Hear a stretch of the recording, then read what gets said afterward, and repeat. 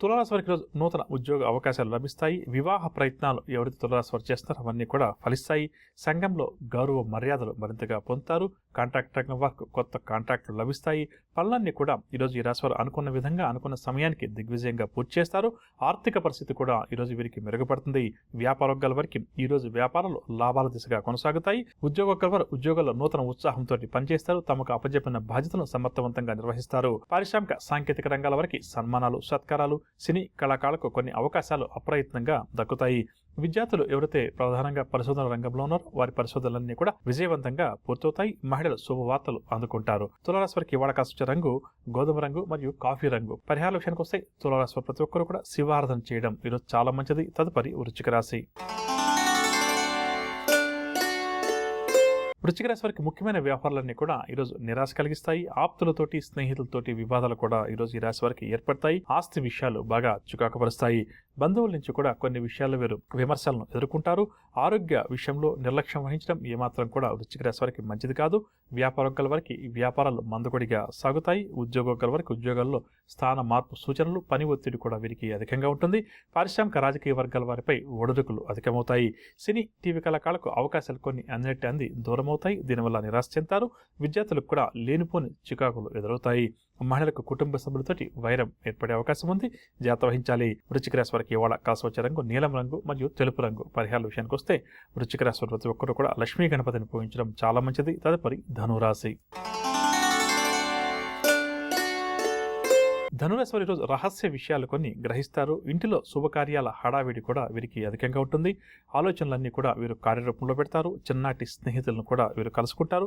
కొన్ని పాత బాకీలు వసూలయ్యే పరిస్థితి కనిపిస్తుంది కాబట్టి అటువైపు మొండి బకాయిలు ఎవరికైతే ధనురాశి వరకు ఉన్నాయో అటువైపు కొంతవరకు ప్రయత్నాలు చేయడం ఈరోజు చాలా మంచిదని చెప్పవచ్చు. వ్యాపారవర్గాల వారికి వ్యాపారంలో చక్కని అభివృద్ధి ఉంటుంది. ఉద్యోగవర్గాల వారికి ఉద్యోగాల్లో ఉన్నత స్థితి కలుగుతుంది. పారిశ్రామిక రాజకీయ వర్గాల వరకు కూడా ఈరోజు ఉత్సాహంగా ఉల్లాసంగా గడుస్తుంది. సినీ కళాకారులకు అవకాశాలు మరింతగా పెరుగుతాయి. విద్యార్థులకు భవిష్యత్ పట్ల కొత్త ఆశలు చుగురిస్తాయి. ధనురాశి వారికి ఇవాళ కాసు వచ్చే రంగు గోధుమ రంగు మరియు తెలుపు రంగు. పరిహారాల విషయానికి వస్తే ధనురాశి ప్రతి ఒక్కరు కూడా ఈరోజు రుణ విమోచన అంగారక స్తోత్రాన్ని పఠించడం, శ్రీ సుబ్రహ్మణ్య స్వామి వారిని ఆరాధించడం చాలా మంచిది. తదుపరి మకర రాశి. మకర రాశి వారికి ఈరోజు పనుల్లో ఆటంకాలు, ప్రతిబంధకాలు అధికంగా ఎదురవుతాయి. ఆదాయం కంటే కూడా ఈరోజు వీరికి ఖర్చులు అధికంగా ఉంటాయి. సన్నిహితుల సలహాలు, సూచనలు స్వీకరిస్తారు. భార్యాభర్తల మధ్య విభేదాలు కూడా అధికమయ్యే అవకాశం ఉంది. కావున జాగ్రత్త వహించాలి. ప్రయాణాలు కూడా ఈరోజు మకర రాశి వారు ఆకస్మికంగా చేయాల్సి వస్తుంది. వ్యాపారవర్గాల వారికి వ్యాపారాలపై ఆసక్తి తగ్గుతుంది. ఉద్యోగవర్గాల వారికి ఉద్యోగాల్లో అదనపు పని భారం తప్పకపోవచ్చు. పారిశ్రామిక వైద్య రంగాల వారికి ప్రతి పనిలో కూడా వ్యయ ప్రయాసాలు అధికంగా ఉంటాయి. సినీ, టీవీ కళాకారులకు కూడా ఈరోజు కొన్ని ఇబ్బందులు తప్పవు. విద్యార్థులకు కూడా ఈరోజు నిరుత్సాహంగానే గడుస్తుంది.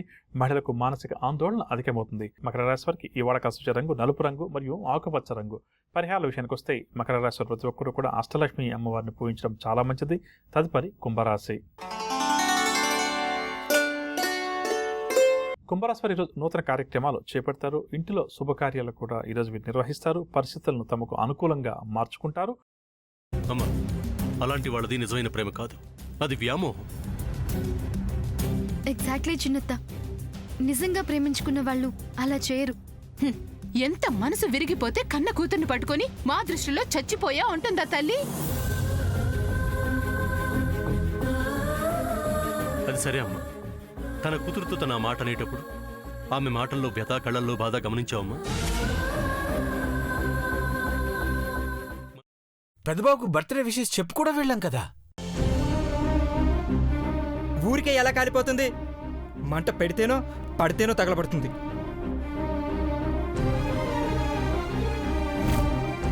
కరెక్ట్ చిన్నబాబు, నీకొచ్చినట్టే నాకు డౌట్ వచ్చింది. పార్వతే షర్టును తగలబెట్టిందనుకుంటా.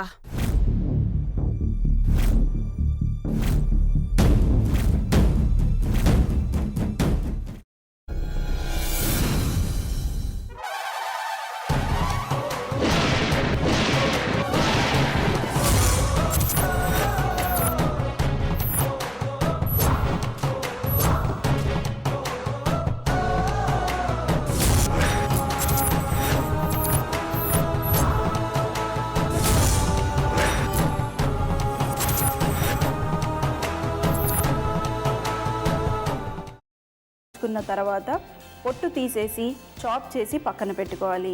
ఒక ప్యాన్లో కొద్దిగా నూనె వేడి చేసి అందులో ఆవాలు, మినప్పప్పు, శనగపప్పు, కరివేపాకు, సన్నగా తరిగి పెట్టుకున్న ఉల్లిపాయలు వేసుకుని 1 నిమిషం పాటు వేయించుకోవాలి. ఆ తర్వాత కాల్చి కట్ చేసి పెట్టుకున్న వంకాయని కూడా అందులో వేసుకుని బాగా మిక్స్ చేసి బౌల్లోకి ట్రాన్స్ఫర్ చేసుకుని అందులో తగినంత చిక్కటి పెరుగు లేదా పల్చటి పెరుగు వేసుకుని మిక్స్ చేసి అన్నంతో కానివ్వండి, చపాతీతో కానివ్వండి సర్వ్ చేసినా చాలా బాగుంటుంది.